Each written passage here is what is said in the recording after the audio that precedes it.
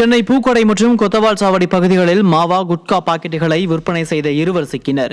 பூக்கொடை கோவிந்தப்ப நாயக்கன் தெரு, காசி செட்டி தெரு சந்திப்பில் பிடிபட்ட அன்பழகன் என்பவரிடமிருந்து 21 கிலோ மாவா மற்றும் அதன் மூலப்பொருட்கள் பறிமுதல் செய்யப்பட்டன. இதேபோல் கொத்தவால் சாவடி அண்ணாபிள்ளை தெரு, டேவிட்சன் தெரு சந்திப்பில் பீகார் மாநிலத்தைச் சேர்ந்த பர்மோத் மாதோ என்பவரிடமிருந்து 1 கிலோ குட்கா புகையிலை பொருட்கள் பறிமுதல் செய்யப்பட்டன. விடியா திமுக ஆட்சியில் சர்வசாதாரணமாக புரளும் போதைப் பொருட்களால் சட்டம் ஒழுங்கு சந்தி சிரித்து வருகிறது. நெல்லை மாவட்டம் பாளையங்கோட்டையில் வாகனங்களில் கஞ்சா கடத்திய 6 பேர் பிடிபட்டனர். பாளையங்கோட்டை டார்லிங் நகர் பகுதி வழியாக வந்த சொகுசு காரிலும் மினி லாரியிலும் கஞ்சா இருப்பது கண்டறியப்பட்டது.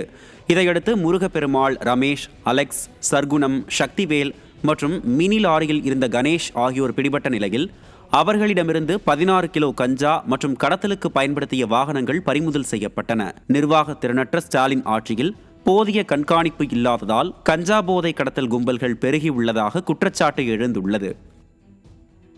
கடலூர் மாவட்டம் விருத்தாச்சலத்தில் கஞ்சா விற்ற இளைஞர் சிக்கினார். விருத்தாச்சலம் நகரத்திற்குட்பட்ட நாச்சியார்பேட்டை ரயில்வே ஜங்ஷன் அருகே உள்ள தைலம் தோப்பில் சத்யகுமார் என்பவர் விற்பனைக்காக கஞ்சா பதுக்கி வைத்திருந்தார். அவர் பிடிபட்ட நிலையில் அவரிடம் இருந்த 360 கிராம் எடை கொண்ட கஞ்சா, 56,000 ரூபாய் பணம் மற்றும் இருசக்கர வாகனம் உள்ளிட்டவை பறிமுதல் செய்யப்பட்டன.